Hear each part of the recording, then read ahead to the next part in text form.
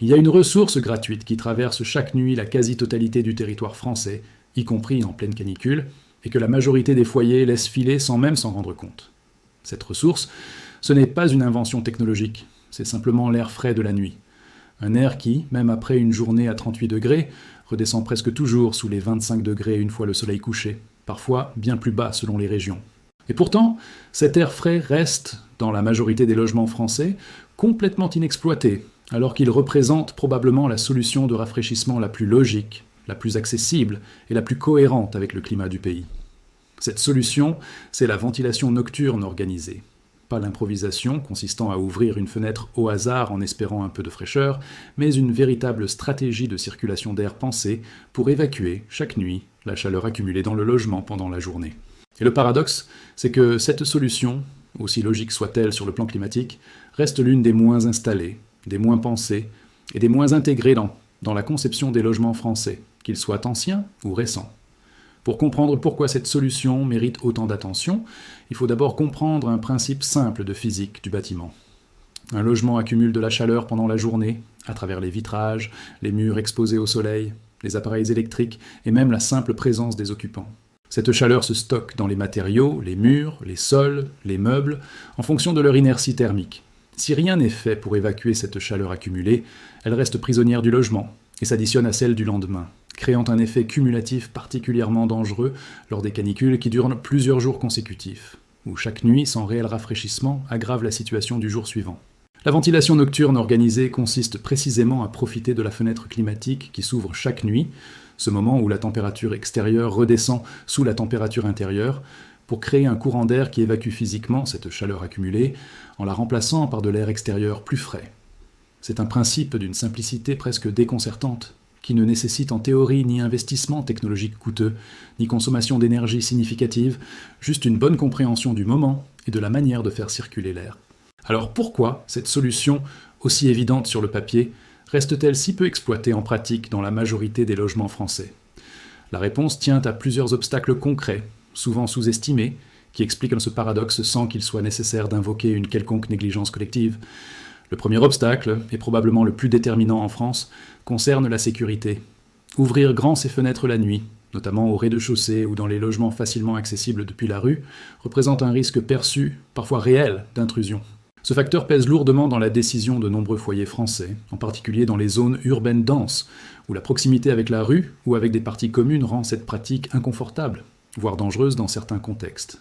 Ce n'est pas un obstacle irrationnel à balayer d'un revers de main, c'est une contrainte réelle qui explique en grande partie pourquoi tant de foyers préfèrent garder leurs fenêtres fermées la nuit, même en pleine canicule, quitte à subir une chaleur intérieure inconfortable plutôt que de prendre un risque perçu comme plus grave.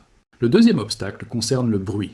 Dans de nombreuses zones urbaines françaises, la circulation, l'activité nocturne ou simplement le voisinage rendent l'ouverture des fenêtres la nuit peu compatible avec un sommeil réparateur. Le dilemme devient alors cruel. Soit garder les fenêtres fermées et subir une chaleur croissante nuit après nuit, soit les ouvrir et subir des nuisances sonores qui perturbent tout autant le sommeil, sans nécessairement offrir un vrai bénéfice, si la circulation d'air n'est pas suffisamment bien pensée pour évacuer efficacement la chaleur. Le troisième obstacle, plus technique, concerne la configuration même des logements.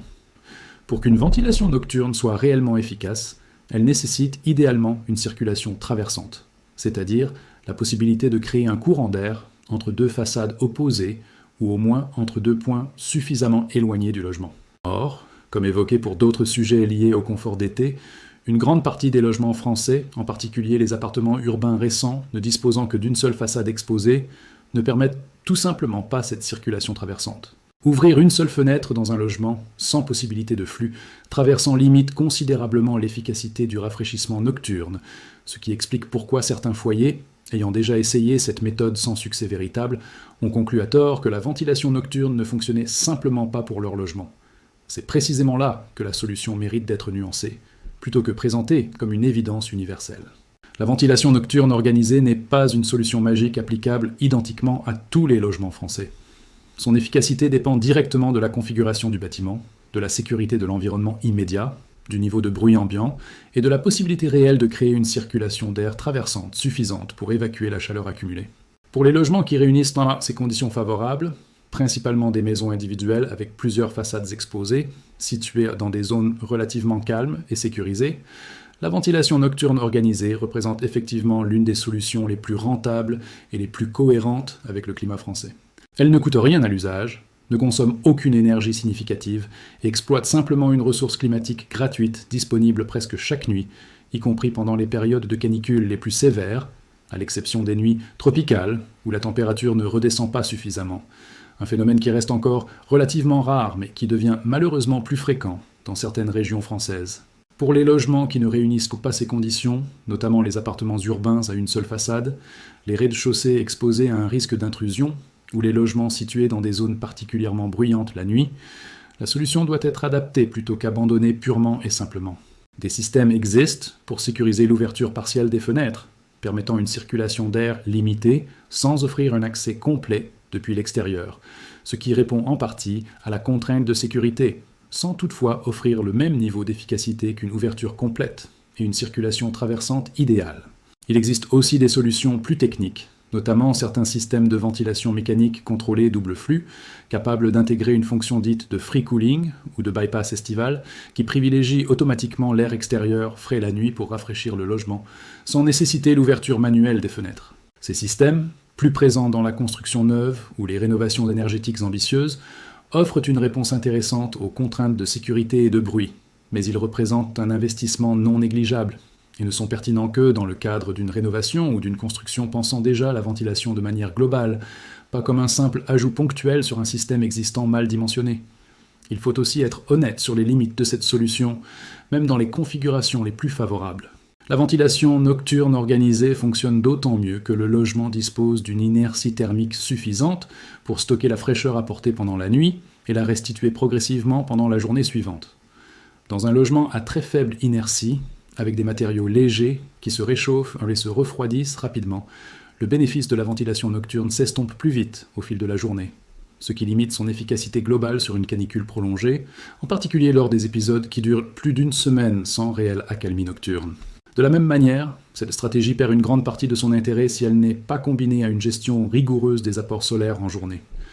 Ventiler efficacement la nuit ne sert à rien si, le lendemain, les fenêtres restent exposées en plein soleil, sans protection solaire extérieure, laissant à nouveau entrer une quantité massive de chaleur qui annule le bénéfice de la fraîcheur nocturne emmagasinée. C'est pour cette raison que la ventilation nocturne ne doit jamais être pensée isolément, mais comme une composante d'une stratégie globale, combinant protection solaire efficace en journée et ventilation organisée la nuit, dans un cycle cohérent, plutôt que dans une accumulation de gestes déconnectés les uns des autres. Ce qui rend ce sujet particulièrement intéressant à traiter en France, c'est justement cette cohérence climatique rarement soulignée. Contrairement à certains pays où les nuits restent chaudes même en été, le climat français, y compris en climat méditerranéen, bénéficie généralement d'un rafraîchissement nocturne réel, ce qui rend cette stratégie particulièrement pertinente sur le territoire national, bien plus que dans des régions du monde où l'air nocturne reste trop chaud pour offrir un réel bénéfice de rafraîchissement. Cette cohérence climatique explique pourquoi la ventilation nocturne organisée mérite d'être considérée comme l'une des solutions les plus logiques pour la France, sur le papier. Mais elle explique aussi, en creux, pourquoi elle reste si peu installée dans la réalité.